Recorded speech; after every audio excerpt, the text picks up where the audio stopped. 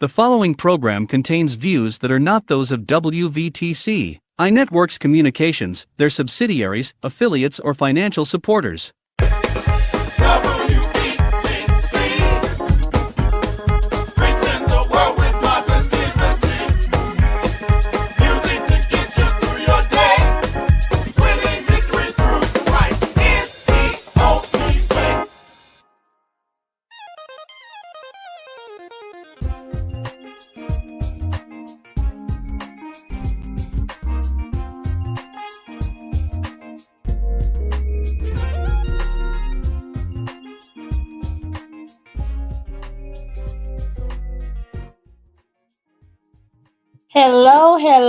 Hello, and welcome to the Family First podcast. As you can see now, it looks a little bit different today. So this is not our regular setup. I am here with my special guest, my sister, Dr. Deirdre Henderson. Thank you. Thank you. Excited to have her. She is going to be with us this evening. Since the hubby can't be here, Pastor Jones, he is out of town, and so it's just going to be her and I today. And we have a couple of different things that we're going to discuss. And so we're going to get right into it. Let's get started. So I know we were talking about what we wanted to discuss tonight, and of course there's a plethora of things that we always talk about because this is my sister. We talk just about every day. We talk about like setting boundaries, when to say no, where sometimes can be a little difficult for me, and just reinventing ourselves. So where do you want to start? Well, let's talk about setting boundaries, basically stepping away. Yes.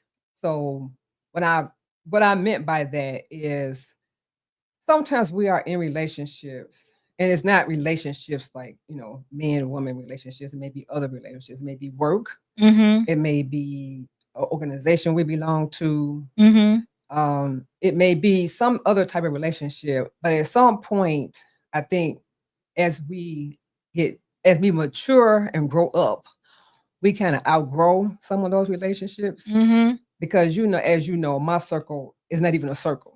Mm-hmm. I have a very limited number of people. Right. And I can basically count on one hand and have a few fingers left over. Mm-hmm. Because at some point, you have to realize where you are in your journey. Mm-hmm. And sometimes it's not easy to step away sometimes. Sometimes it's very easy. And then there are other times when it's very hard because you're always finding something that will keep you there. Yeah. If I leave, this might not get done. Yeah. If I leave, I want to stay because I'm connected to this subgroup of the main group. Mm-hmm. But then you have to realize they're gonna be okay. Mm-hmm. They're gonna be all right. Mm-hmm. Whether if you stay, you have to think about the stress, the physical and mental stress that it takes on your body, because all of that, even though you may be smiling and everybody thinks everything's okay, but in the inside you're screaming. Yeah. And it shows up in your blood pressure, it shows up in your skin, it shows up in your diet, it shows up in all kind of other ways. And then you try to figure out, why am I losing weight? I'm eating, but why am I losing weight? Or why am I gaining weight? Because I'm not eating that much. Why is my face breaking out? Why is my hair falling out? And you think it's something environmental, but a lot of times it's not. It's that internal struggle that you're going through with yourself. And setting boundaries and saying no. I always say no is a complete sentence. Yeah. No, period. Yeah. And it's hard for people sometimes to say no. Or they say no, but they feel they have to explain why they're saying no. And you don't have to explain why you say no. Normally when I say no, and if somebody asks me why I'm saying no. I'm like, I just gave you the answer. The answer is no. I don't owe you an explanation of why I'm saying Yeah. no. Now, unless I want to give it to them. If I say, oh no, I can't attend because I'm going to be out of town. Well, I chose to tell them that. But if I say no, I'm not coming, don't ask me why I'm not coming. Because then the next time you ask me, you're not even gonna get an answer. Right, right, right. But you know, and it's interesting because Lord, some of us really struggle with that. It is so hard. It's like you want to, and I've been in situations where I've quickly said yes, and then, but in the back of my mind, I'm like, why did I do that? Why did I just do that? And then I'm kicking myself, wishing that I would have said no. But for some reason, I feel obligated. Yes. You know, Yes. like there's this obligation that you just feel like you have to say yes when someone comes to you and asks you to either do something or can they have something or whatever. And you just okay, they needed my help, so I just say yes. Right. And then like the keyword you said was obligation. So you Right. feel obligated Right. to say yes, even though you don't want to do it. Right. You know, and it's been times when I've said yes to something, and it's been things like have been like far out. And I'll say, you know, oh yeah, that's like 3 months away. And then when it comes time to do it, I'm like, oh, I don't really feel like doing that. But I said I was going to do it. So now I feel like I promised the person I was going to do something, or I paid to attend something. So now I'm thinking, well, I spend my money, so I'm going because you know I paid my money. Or if I know it's something maybe I didn't pay for that they are covering the cost of, that I feel obligated to go because I said yes, and now it's past the date that I could change my mind, but they've already counted me in the count, so they've already paid for me to attend, you know, whatever it is. And so then I do feel obligated to go, but I'm learning to try not to put myself in situations where I say yes, and I feel it's an obligation. I would rather say, I'll let you know. And then if the time passes and I miss the deadline, oh well, I wasn't supposed to be part of that anyway. So then I don't feel so bad. So what do you say to say again someone like me, or you know, we have some people in you know that's watching online that are saying I'm struggling with saying no.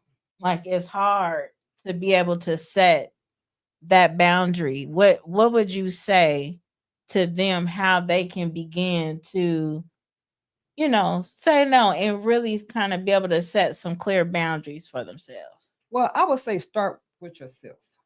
So, for instance, if you know that you should not be eating that piece of cake, but you want that piece of cake because it's your favorite cake. And so, and I find this happens a lot with me. Like my mother, and I always say she like try to sabotage what I eat. Like she knows I don't eat certain things, or I don't eat certain things often. So she'll come home and say, "Oh, I went to so and so bakery and I bought you a slice of key lime pie." Ooh, I'm like, now you know, I shouldn't be eating that, and I'll just say thank you. And then normally what I would do is I eat, depending on how big of a slice it is. If it's a big slice, I'll divide it maybe in like 3 small slices, and I'll eat one, and then I'll wrap the other 2 up and put them in the freezer. And then maybe 2 months from now, I think, you know, I want a slice of that, you know, so I'll pull it out. So then I don't feel so bad. But then I think practicing with yourself, saying no to yourself. So either no to if you're tempted to purchase something. So, for example, we've been talking about these Ray-Ban Meta glasses. Yeah, I want them so bad. Go ahead. You know, I saw them online. I was in the store today, and I saw them in the store, and I was almost tempted to say yes. That's not what I was in the store for. I was in it to get an eye exam and to see how much it costs to get a frame that I already have, you know, made prescription. And I saw them, and the lady was like, "Oh, you should try them on. You know how they look, and oh, they look good on you." And I'm looking at her like, "Yeah, right." But I told her, I said, "Well, the one thing that's holding me back is because you all only have black frames, so I don't want black." You know, so that was easy for me to say no because they didn't have the color I They wanted. didn't Now, want- had they yeah. had the color I wanted, I would have still said no because that's not what I went in there for. Mm-hmm. But that's practicing with me. So Mm-hmm. telling myself no for certain things, like no, don't do that. My big thing is no, don't say that, or no, Mm-hmm. don't say anything. Mm-hmm. You know, they always say pick your battles. Mm-hmm. So a lot of times when my response will not probably be the nicest response, Mm-hmm. I just don't respond. Mm-hmm. You know, but that's something I had to practice because for a Mhm. long time I would just say whatever, just Mhm. whatever I thought, it just came out, and Mhm. however you took it, whatever, you know, I didn't really care. Mm-hmm. But then, you know, as we get older and, you know, we start growing up and you think about, well, if somebody said that to me, how would I feel? Mm-hmm. But then I always think I wouldn't put myself in this kind of situation. But that's just me. Mm-hmm. But I think practicing, the biggest start is to practice with yourself. Mm-hmm. So practice saying no to yourself, Mm. regardless. Even if it's just get up in the morning, look in the mirror and just say no. And see how you feel saying no. Mm-hmm. You might be surprised at how you feel saying no. Mm-hmm. You might not feel that guilt or that obligation. You know, it feels good to say no. You know, I mean, there are some people we can't, it's hard to say no to, Mm-hmm. you know, our spouses, our children, Right. my case, grandchildren. Mm-hmm. You know, it's hard to say no to them. Right. But then there are times when the answer is just obviously no, because, you know, I'm not going to let you go, you know, ride your bike down those stairs. No, you Right. can't do that. Right. Now, I could say, go ahead. Right. Right. But I know now we're going to have to end up in the emergency room somewhere, you know, but it's certain things that, like I said, that saying no is just, I mean, it's just, you have to look out for yourself. Yeah. And it's not about other people. Yeah. I mean, yeah, maybe they feelings might get hurt, Mm-hmm. or they might pretend like they hurt because they're trying to guilt you into doing something. Mm-hmm. You know, but saying no, like I said, all the time is a complete sentence. Mm-hmm. And you say no, they'll find somebody else to do it because they have somebody else to do whatever it is anyway. Mm-hmm. But they want you to do it. Mm-hmm. And if you say no, you might get, you know, a little bit of, well, why? You know, you always do it. You know, well, you know, I have 15 other jobs I'm doing. I can't do it. Yeah. You have to ask somebody else. Yeah. And not even say, well, if you can't find somebody else to do it, I'll do it. Because then if you say that, you're going to end up doing it because they're not going to look for anybody else. Right. They're going to wait and say, okay, well, I'll let you know. Yeah. And a day later, well, no, I couldn't get anybody else to do it. Well, they didn't look for somebody else to do it because you already gave them out. Right. You know, but like I said, you know, the boundaries, I think for a lot of people is hard. Mm-hmm. Because if they've always been, and I don't want to just say people pleaser, because a lot of times we do things, it's not to please other people, it's because we want to do it. We want it done a certain way. Mm-hmm. And so we know to have it done the right way that we have to do it. I would rather do it than have somebody else do it and not have to do it over. Mm-hmm. It's not right. A lot of times somebody will say, well, don't tell me how to do it, show me.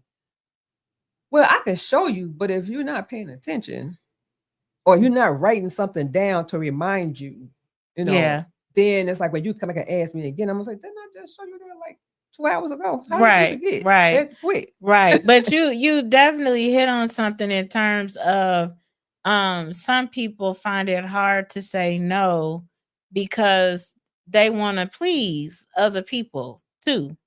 You know, and I think that is a part of it because, you know, they don't want to say no because they don't want to hurt that person's feelings or they don't want to fall out of favor, right, you know, with that person. Yes. And so, you know, okay, I don't want to do it. I don't even have the time to do it, but I'm going to do it because they asked, because I want them to still like me. I don't want to fall out of favor with them. So they're going to do it. And so definitely being able to kind of take a step back when you find yourself overwhelmed trying to do all this stuff that everybody's asking you to do, and you trying to figure out how in the world did I get here, and being able to say, okay, you know, the only reason why I'm saying yes is because I'm afraid if I say no, they're not going to be my friend anymore. Or they're going to stop talking to me. Right. And so that's that's a hard truth to face. Oh yeah. And then I always look at it this way, like you said it. If you say no, it's like, oh, the person's not gonna like me anymore, or they're not gonna talk to me anymore, or I'm not gonna be a part of the group anymore. Right. Well, guess what? You wasn't never part of that anyway. They didn't like you anyway. Wow. They like what you can do. They like the skill set, but then that's what they like you. Wow. Yeah. You know, it's because, like you say, you're thinking one way, oh, I want them to still be my friend. But if the person is truly your friend, if you say no, they're gonna be okay, girl, that's okay, fine, I do it, or that's okay, it can wait. Right. And then that's it. And then you just start talking about something else. Right. Now, if that's somebody who's really your friend, if they're really not your friend, or whatever the relationship is, and you say no, and then well, I don't know. Well, next time, and then okay, you looking at them kind of sideways, like I didn't know things were like that. Right. But now they've shown themselves.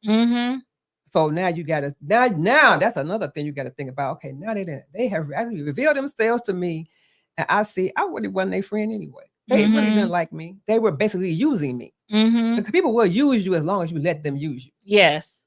Yes.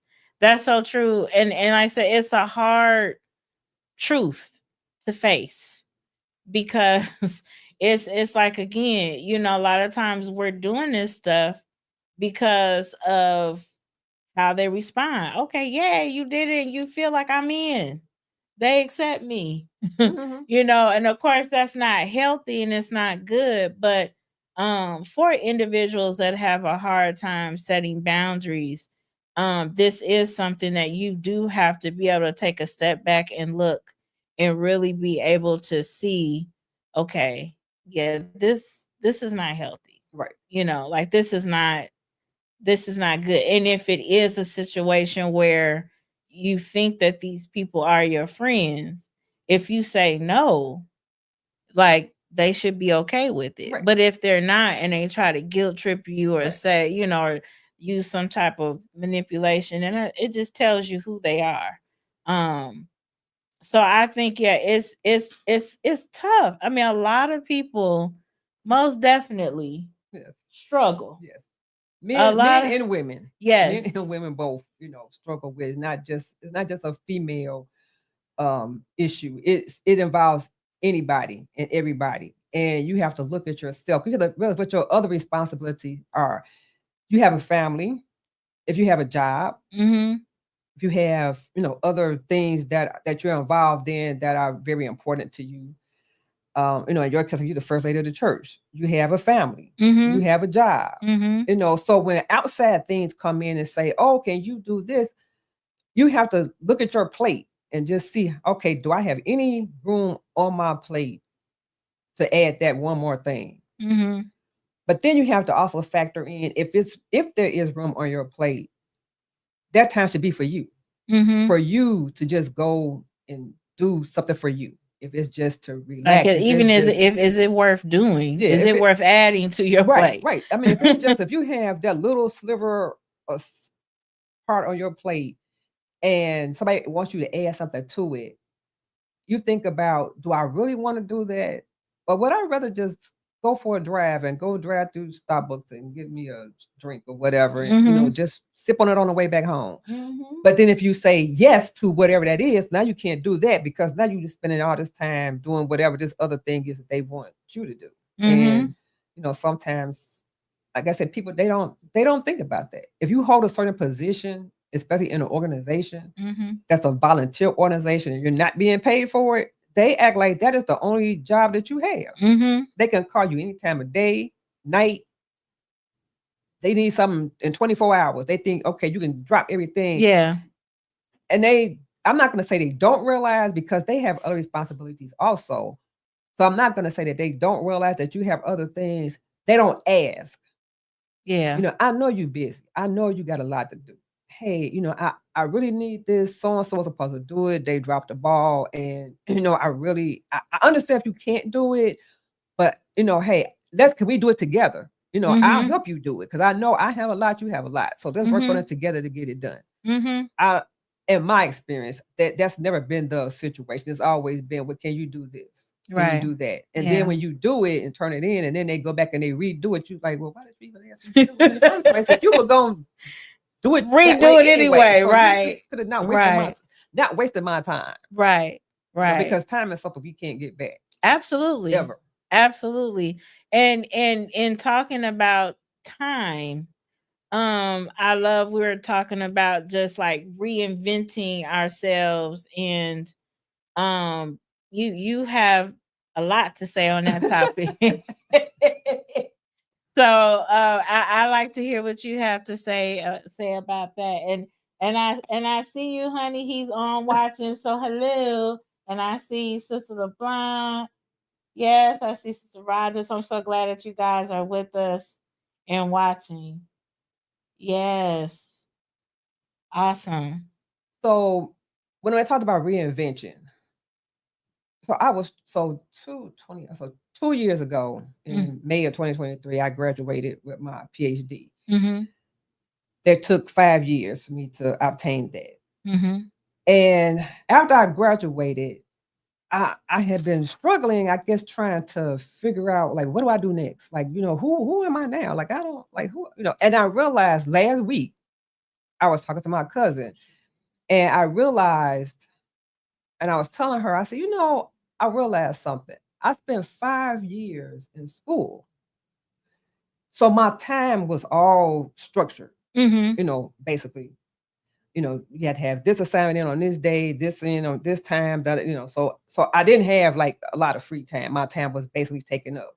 After I graduated, now I have all this time. So I'm trying to figure out, so I'm trying to find all these different things to fill that void, to fill that time that for 5 years I didn't have. And I was fine. I was fine because I'm used to being in like structure. So here I am, I have no structure. And I'm going crazy. And I'm enrolling in this class, I'm enrolling in this certificate class, I'm doing this. And then I kind of figure like, I just thought the other day, like, why am I doing all this? Like, am I doing it? Is it going to lead to something? And I realized I was doing it to fill some time because I was so used to having my time filled. And I keep a whiteboard in my room, and I write down every year. I write down like my projects for the year. So what my intentions for the year. So these are my intentions for the year and the time frame of each one of them to be completed. And I looked over at it, and I looked at some of the things on there, and I'm like, I am not even interested in that anymore. Let me just draw a line through this. And I started doing that. And then I started, thinking about things that I used to enjoy doing, and now I don't even think about them. So, for example, and this is not to say that I don't enjoy doing it, but the last year I was in school, I was concentrating on my dissertation. So, we're both in the same sorority, and I was, involved in the chapter, but I found myself not really being involved. I was not really attending chapter meetings because school was my priority. I wasn't really attending events. And so I had the opportunity to step away, but still be a part of the sorority, but in a different capacity, but step away and concentrate on what I need to concentrate on. And once I had done that, when I was finished with school, it was like, well, do I go back? But then I realized, no, who I was 10 years ago when I joined the sorority, I'm not the same person I was 10 years ago. I'm not the same person I was 5 years ago. So then I started thinking about what was really happening with me. And I have to say, once I realized, I felt like I was going through a period of like reinvention, reimagining, like what, I could do this. And I just look at all the possibilities of things I could do now that I never thought I could do before. Wow. So when I talk about reinventing yourself, here again, if you have a little slice of time on your plate, that would be a period of time to look at, where am I in my life? Where am I in my journey? Where do I want to be? Is this where I want to be? Have I done everything I want to do that I need to do? Is there more? Like, what's next? What's next? So the last year I started thinking, because people will always ask me, what made you get to school to get a PhD? That was never, ever part of my plan. I know that wasn't part of my plan. I was part of somebody else's plan, but it wasn't mine. And So I would always tell the same story. People ask me the same question.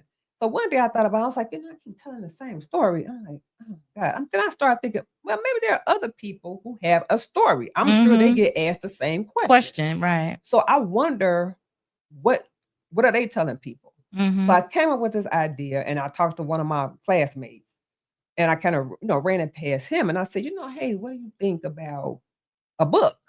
I'm thinking about doing a book. And he was like, oh, about what? So I said, our journeys to get in our PhDs. I believe everybody has a story. So until you know that person's story, if you ever know it, you don't understand maybe why they behave the way they behave, why they act the way they act, And so he said, oh, well, yeah, you want to do, yeah, I'll be part of it. And so I said, okay. So I reached out to probably like 40 people, and just said, hey, I'm thinking about putting this book together. You want to share your story? And I had maybe 30 people who said yes. I had some people who didn't respond at all, and that was okay. And then as time went on, it kind of trickled down. So I thought, well, hey, if I get 20 people, I'll be fine. So I ended up, including myself, I ended up with 19 people that wanted to tell their stories. Wow. So then I came up with, shameless plug here, for my book. It's called Resilience, The Journey to a PhD, and it's available on Amazon and Barnes & Noble. And in this book, it talks about different people at different ages and different phases of their life. What prompted them to go back to school to, earn their PhD? In some cases, it was their job. So it's like, okay, they had a particular job and they wanted to be promoted, but they had to have a PhD. Gotcha. And so that was prompted them to go back to school. A couple of them were like adjunct professors, and they wanted to be tenured professors. So they needed the PhD, and that was why they went back. Some people were kind of like me, my story is a little different because, like I said, it never was part of my plan. My plan was always to go to school to be a lawyer. So I always wanted to go to school to be a lawyer. That hasn't left my mind. I'm still contemplating that. So we'll see where that leads to. But, and I always said, oh, I'll never get a PhD. The only way I get a PhD is if I do something great and somebody gives me an honorary PhD. Then I learned that wasn't really all that they all was, they all meant to be. Just a piece of paper. So I was like, oh, okay, well, maybe I don't want that.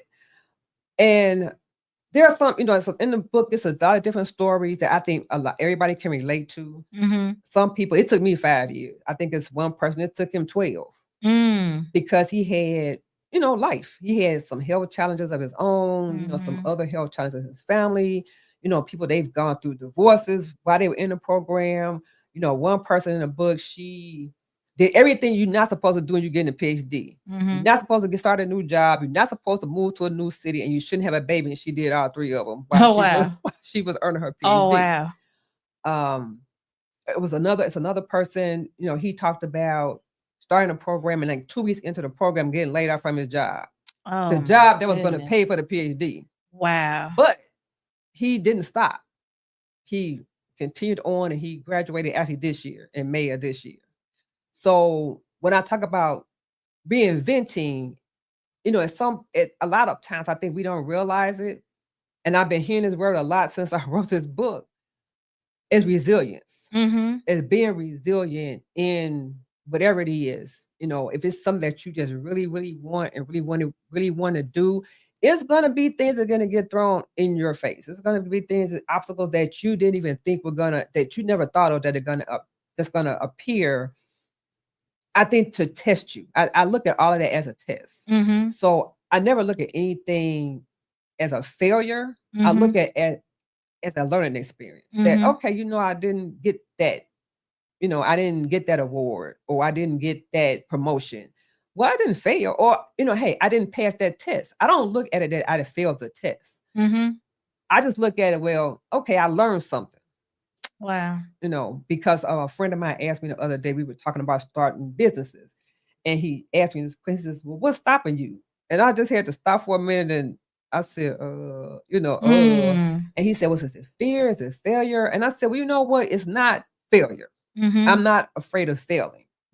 I said, it's a little bit of fear because it's something I've never done before. I said, but I had never went to school for a PhD either. And yes, at first, I think the first class I had, because the first class I had was a statistics class. I am not a numbers person. Oh gosh. the very first class. And I'm thinking, what kind of way to introduce somebody to a PhD program with giving them a statistics? Now, some people love it. Yeah, I'm not me. Yeah, not me either. But I managed to pass the class actually with an A. I was surprised. So I thought, oh, maybe I'm a little smarter than I thought I was. But wow. I passed the class. And from then it was just, I never even looked back. I just, started checking off how many more classes do I have? Just start checking them off. And I think when it got to the end, just like with the book was not real to me. Even when I got the email from the publisher saying your book has been published, I was like, what? Wow. It wasn't real to me until I actually ordered the book and held it in my hand. Then I was like, oh my God, I did this. I really did this. The funny thing is, there was only one other person besides myself and the people in the book that knew I was doing the book. Nobody else knew about the book because I didn't tell anybody. And so I didn't even tell my family. Wow. I didn't tell my mother. I didn't tell my sons. I didn't tell my daughter-in-law. And nobody knew about the book. They found out about the book Christmas last year. Wow. Because I ordered copies and then we were in Texas for Christmas. And we were playing games and opening gifts and everything. And I said, oh, one more thing, and they were like, what? And I said, yeah, I know you all probably been wondering what I've been doing since I graduated, because you really haven't heard that I've been doing, what I've been doing. So they all sitting there looking like, what's she getting ready to say? Because nobody knew I was going to go to school to get a PhD. Right. Until I actually had the letter that I was accepted. And then I held the letter for a month before I even told them. Wow. But so when I pulled the book and I said, oh, I did this. So they were like, you wrote a book? They were like, oh my God, and so it was so funny because I have two sons. So my younger of the two, he's not young, he's 31, but he's the younger of the two.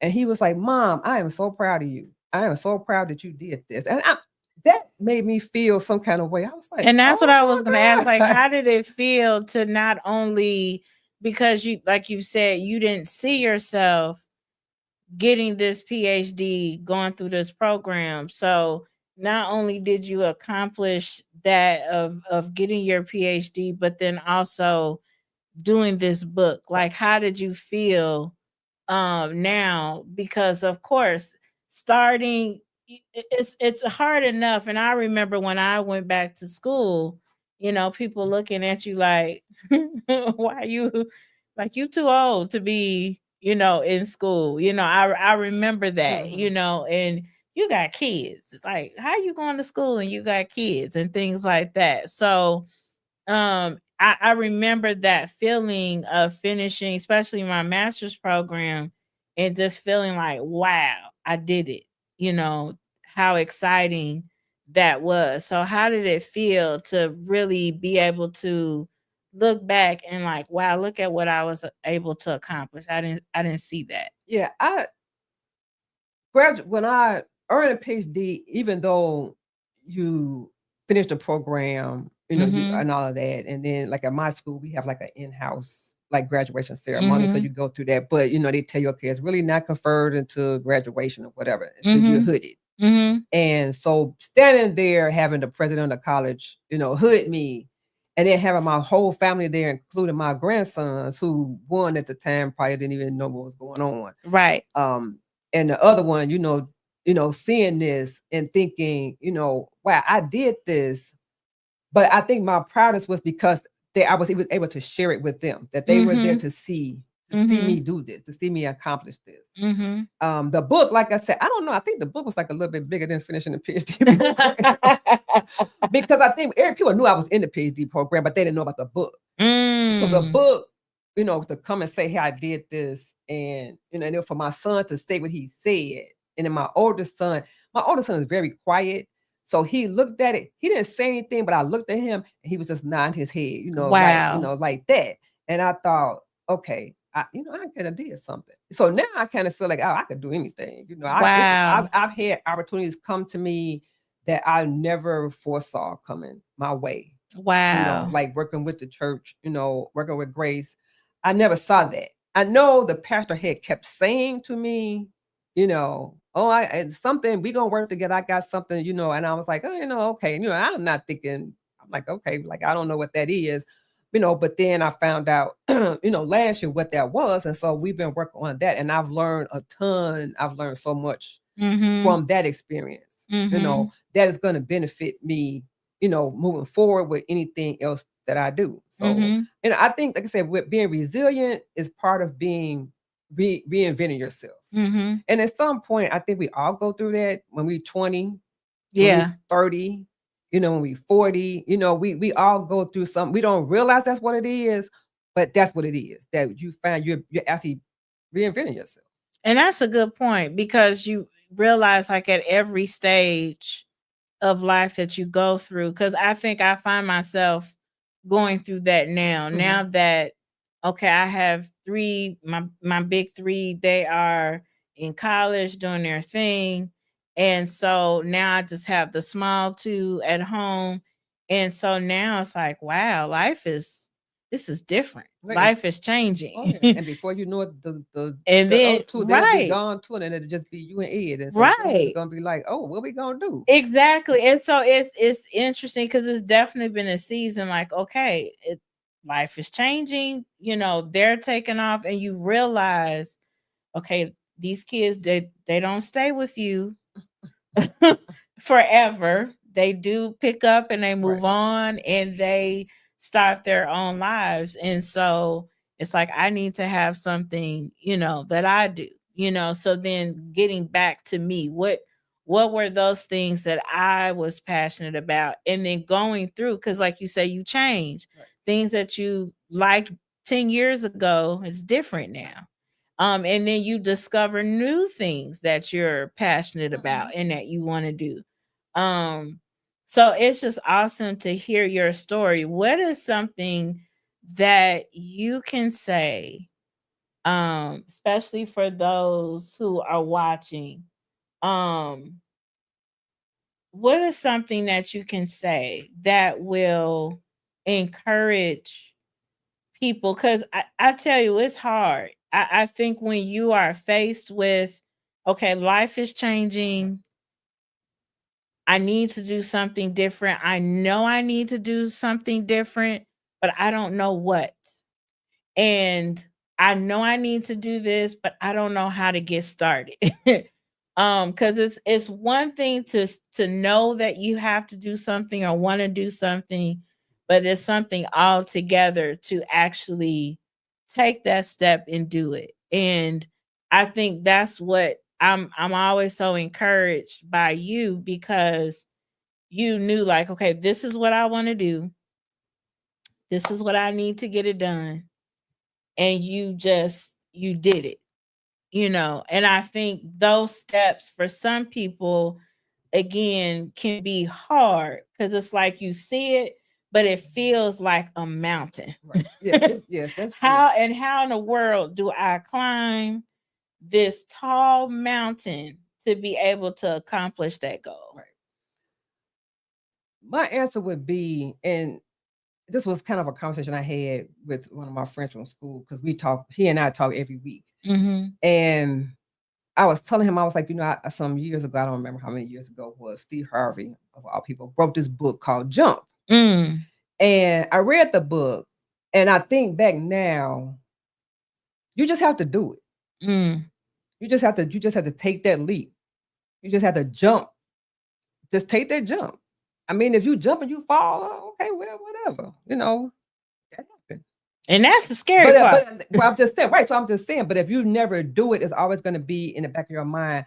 I wonder what would have happened had I done this. I don't say I have regrets. I have things that I wish I had done that I didn't do, that I wonder now, well, what if I had done that? Wonder what that would look like now. So I don't regret it, because the one thing that I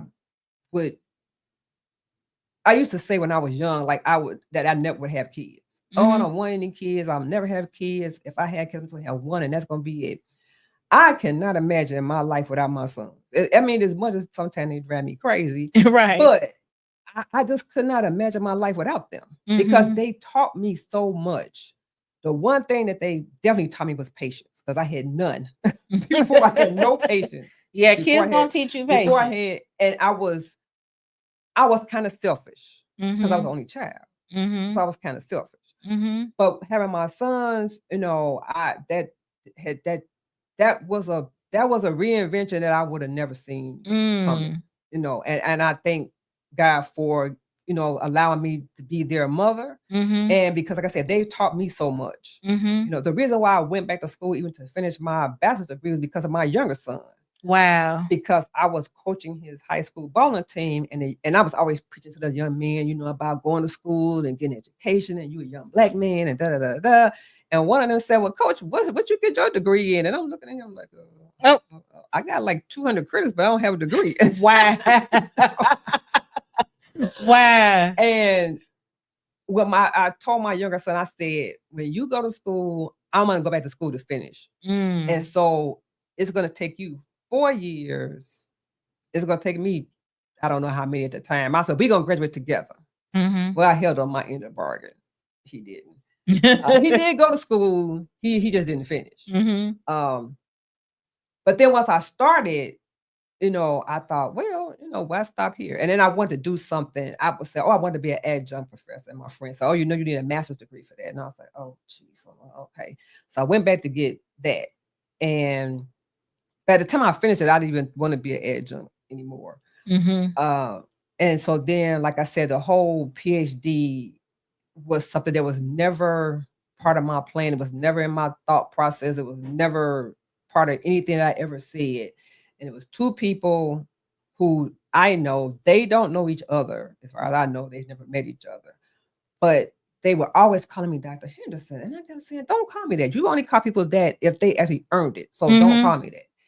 And so it was one day, I talked to both of them at different times of the day in that week. And they were saying the exact same words, which was really scary to me because I'm thinking, how does she know he said that? Because she wasn't on the phone with me when I was talking to him. Wow. So, and the exact same words for verbatim. So then it was like a little scary because I'm like, wait, hold on. What's going on here? Then I said, oh, I get it. Okay. I get it. I get it. You know, I get it. So I told them, I said, I'm going to apply to some schools. If I get accepted, I'll go. If I don't get accepted, that means I'm not supposed to do this. So they were like, okay. So I got accepted. Didn't tell them, of course, right away. And then, you know, the rest basically is kind of history. So, you know, when they say you want to make God laugh, tell them your plans. Well, like I said, my plan was to go to law school, and then look what happened. Yeah. So and that's one thing I have learned, that I don't say anymore what I'm not going to do. So I take that out of my vocabulary. Yes. Say never, because I used to always say never, never. And now I say never. Right. Because if an opportunity presents itself to you that you had said never to before, are you gonna say never? Are you gonna say no? You may think about it. You know, I always said I was never gonna do this, but hey, you know, this opportunity is here. Why not? Yeah. And they come at the right time. So they don't come when we want them to come. It's been things I want to happen. I'm like, I need it to happen like right now. Why is it not happening? I'm like, oh goodness, forget it. It's just not gonna happen. And maybe 3 years down the road, it'll happen. And I'm like, oh, I had forgot all about that. This is happening now. Oh, I forgot all about it. Yeah. You know, because that wasn't the right time. My time wasn't the right time for it to happen. Right. I wanted it right now. So now I don't even say that. Now I just be like, you know, when it's meant to happen, it happened. And if it doesn't happen, it wasn't meant to happen. God's timing is everything. Yes. So and we have to learn how to be patient. Yes. Yeah. Yes. But I love that, just in terms of resilience and building yourself up, just jumping. If there's something that, especially this is something that God, you know, he wants you to do. You know it, but you just afraid to just start. Yeah. And the thing, what I have learned is the right people will be put into your life at the right time. Yeah. And the people That's huge. that are not part of what is planned for you will be removed from your life, not necessarily by you, but they will be removed in some sense. Because it took me almost like a whole year to call myself doctor. I would never say that. I would never call myself doctor. I would just say, oh, I have a PhD. And people say, you got a PhD? I didn't know you had a PhD, Dr. Henderson. And I'm like, kind of. And my coach told me, she said, the most powerful thing you have is those 3 letters after your name. And she would say, start calling yourself doctor. And I said, oh, okay. You learned it. I said, oh, okay. And so I did. And I mean, I know like her story, as far as her getting her PhD, I know her story. And so when she told me that, I was like, oh, okay. And this was somebody who I never saw being a part of my life in the way that they are a part of my life. I would have never saw that. 10 years ago, I would have never seen that. Wow.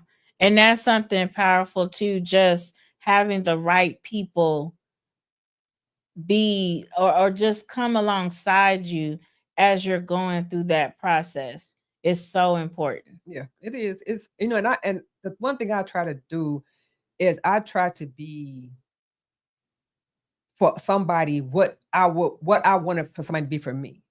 So I always go back to my school twice a year to what we call as an immersion. And that's why we have other PhD students and the PhD candidates there. And though I've only spoke like once there, but I always go. And then the professors, they send people to talk to me. They tell them, oh, go talk to Dr. Henderson, because she can, and they'll come over and they're like, oh, you Dr. Henderson, Dr. So-and-so told me to come and talk to you. And I'm like, really?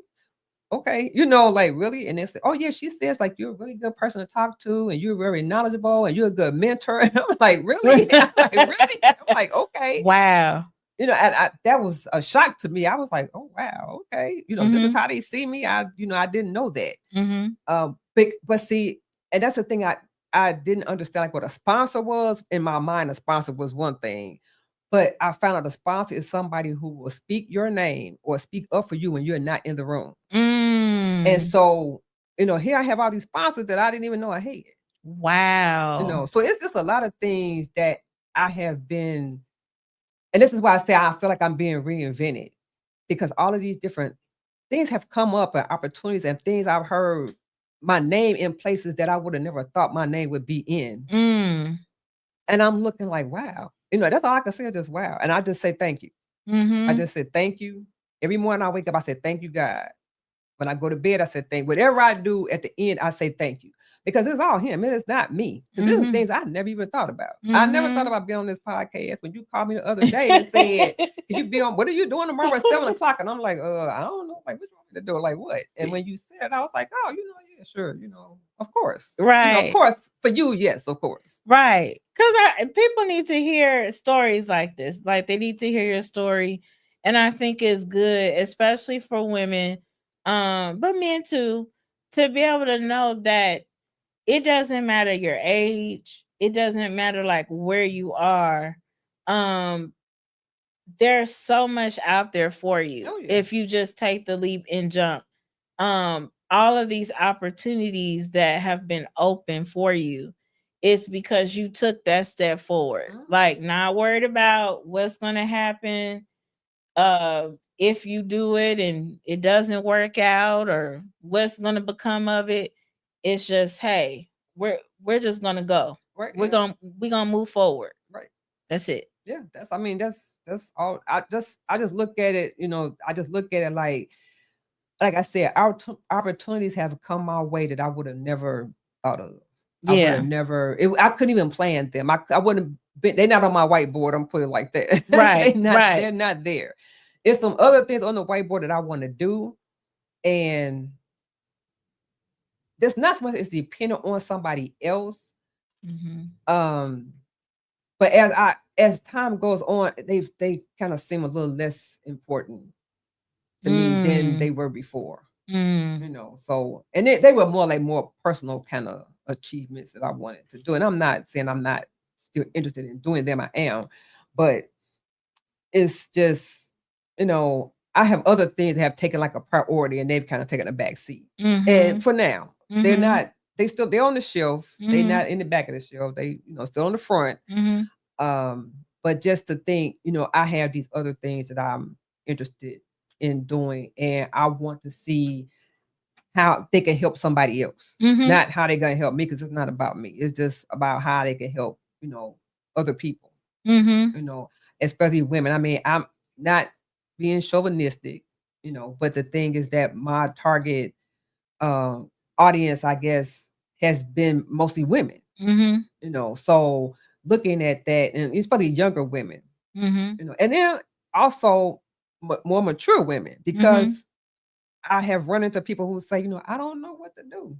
I don't, Mhm. where my kids are gone, they moved away, so I'm just here. I have my really, really good friend. She's gonna retire, I think, in like 2 or 3 years or something. I'm like, well, what are you gonna do when you retire? She was like, I don't know. And I'm thinking, well, you should start trying to think about that. I mean, you can only shop so much. You can only Well, return, you can only return things so many I don't times. know. I don't know now. I don't know. I mean, you can only travel it so much. Ooh. So I'm like, what are you gonna do? Like, you have interest, like you always said you wanted to be an interior designer. Like, why don't you go to school for that? They have some classes at the junior college for that. Why I want to do that anymore? Okay, well, what do you want to do? I don't know. And I'm like, no. I just said, oh, okay. Yeah. I'm like, okay, well, I'll talk to you later. And I just keep on doing what I'm doing. Right. Because we don't have the same interests. So it's not like I'm doing something and she said, hey, hey, show me how to do that. Or I'm interested in doing, we don't have that type of interest. We have interest. We do have some same, but not like that. So I don't know what she's gonna do. Right. Well, you have some people that, especially when they retire, there, because you are retired. Of course, you retired. How many years ago? It's been 7. So I retired like 2 weeks after I started the PhD program. Okay. So I retired in 2018. Yeah, so it's been 7 years. It's not even cynical, it's been 7 years, but it's been 7 years. Yeah. So I mean, I think sometimes when people, especially when they retire, they feel like, okay, this is it. I'm not working. I'm not doing nothing anymore. I'm just chilling, and that's it. And some people are good with that, but definitely, I love your story that there's still more. Oh yeah. Like there's still more. Like you don't have to say, okay, after retirement, this is it. But there's still more. And regardless of where you are, whatever stage you are in your life, you still have time to better yourself. Whatever goals that you have, you can still achieve them. And it doesn't matter. Like, no matter how long it takes, you can do it if you just put your mind to it. If you just take that leap, if you just take that jump, and you could do it. I mean, I think some school, I don't know if it was Howard, somebody had a graduate, he was like 80 years old that graduated with his bachelor's degree. So I mean, people can, oh, I'm too old. No, you're not. You're not too old. You're not too old to do anything. Yeah. If you want to do it, you're not too old to do it. So so don't put age, don't put a number on something age-wise to say I'm too old to do this. That's good. Because you're not. That's now, good. I mean, maybe too old to wear some certain things, but that's another story. But yes, exactly. But I love it because I think too, even now, and I was having a conversation with someone just recently, how sometimes you're so busy going, and then you look up and you're like, oh my gosh, time is just, time is flying. Yes. And then you think, like, okay, what have I done? Like, I didn't get this done, or I didn't do that. I didn't accomplish that. I said I was going to do that like 5 years ago, and I didn't accomplish it. And so then, you start to be down on yourself, and you get angry, you get upset, or you see other people that might be doing some of the things that you want to do. And you like, man, I'm just not there yet. And I think, again, hearing your story it goes to show that it's never too late no matter what, to jump in there and start working on achieving whatever it is your goals are. It's never too late. No, it's never too late to do that. And, with things the way they going now, some people might look, oh, I can't do that because this is going on. Don't let that stop you. If you want to do it, you'll find a way to do it and to get it done. And like I said, just being, resilient, that's, of course, that's a big word for me. being resilient. And like I said, like you said, you look back and you say, oh, I didn't do this 5 years ago. Oh, I didn't do that. Well, okay, well, are you still interested? Maybe you're not even interested in something that you did 5 years ago. Even though you didn't finish it or you didn't start it, it was a thing 5 years ago. It's not a thing now. So I'm, okay, fine, you didn't do it. You weren't meant to do it, but it's something else. And like I said, I think we kind of always reinventing ourselves. And I definitely, after I realized what I was going through, and guess what? I mentioned it to my cousin, and she said, "Oh my God," she said, "You're right. I didn't think about it like that." Because she and I talk a lot too. And I just mentioned to her one day, I said, I know what's wrong with me. And she was like, what you mean what's wrong with you? And I said, I was trying to figure out, I feel like I'm going crazy. And she was like, what? And I said, no, I said, I realized, I was sitting down and I said, I realized, no, it's because for 5 years, my whole life was kind of structured and now it's not. And I'm used to being structured. And she said, yeah, you've been like that your whole life, because she's my first cousin. We're 2 years apart, so she knows.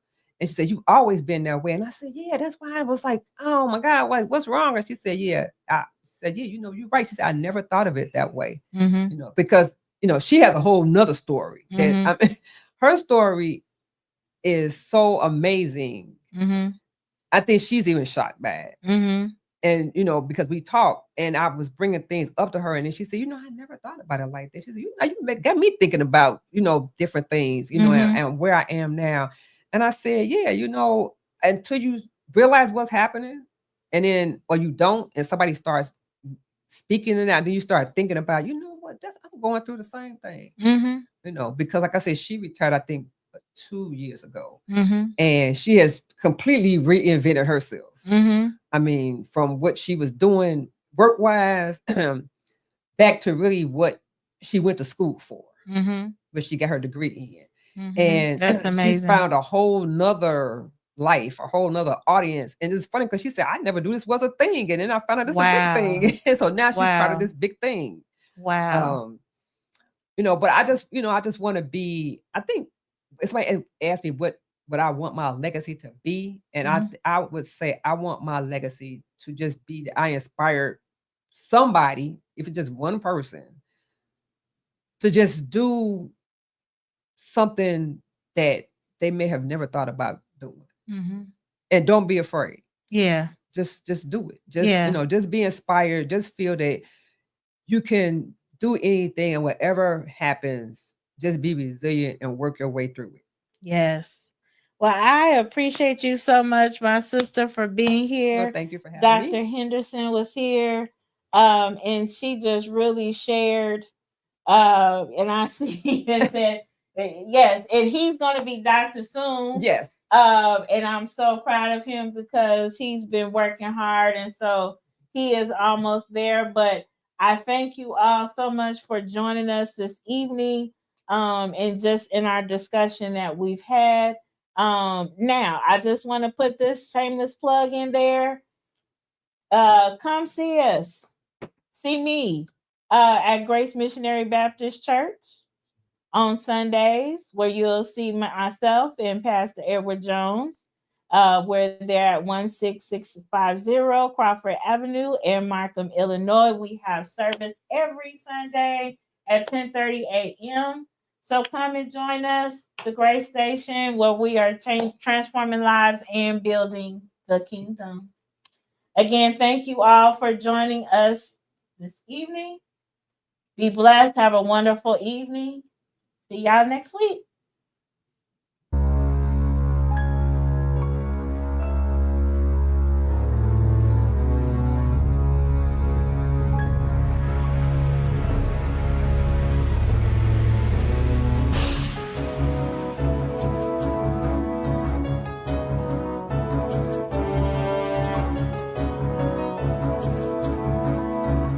Go to your Apple or Google Play Store and download the WVTC Gospel Radio app today. You can also say, Alexa, play WVTC Radio Skills. Would you like to play WVTC Radio Network?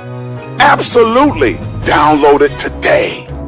Views made on the preceding program are not those of WVTC Radio, iNetworks Communications, or their financial supporters.